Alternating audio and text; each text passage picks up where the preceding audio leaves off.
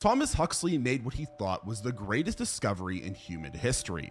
In 1868, he examined some mud from the ocean floor and found this weird slimy stuff that seemed to move. Under his microscope, it looked alive, pulsing, flowing. It definitely wasn't just dirt. Huxley was Darwin's biggest supporter, so finding the origin of life would be huge for evolution theory. He named his discovery Bathybius Haeckelii.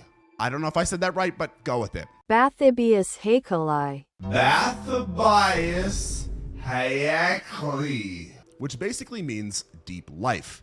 Textbooks started printing diagrams of this primordial slime covering the ocean floor. This was supposedly the very substance that birthed all living things. Scientists got excited, really excited. Here was proof that life came from simple organic matter, just sitting there in the deep sea, waiting to evolve.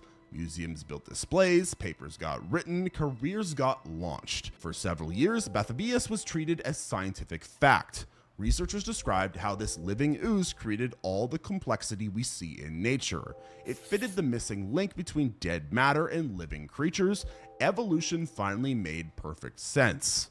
Then, the Challenger expedition happened. You know, the same guys who proved Forbes wrong about the lifeless deep sea. Well, they decided to actually study this world-changing discovery up close. The ship's chemist, John Buchanan, took a closer look at Bathybius samples. He ran some tests, did some chemistry, and his conclusion? It wasn't even organic. The stuff was calcium sulfate, basically a mineral gunk that forms when seawater mixes with alcohol preservative. Huxley had discovered soap scum. The origin of all life was lab contamination. The primordial ooze that explained evolution was just chemical residue on the ocean floor. Huxley admitted his mistake in 1879. Bathybius disappeared from textbooks faster than it appeared. But at least Huxley's mistake was honest scientific error, unlike the centuries of dragon folklore.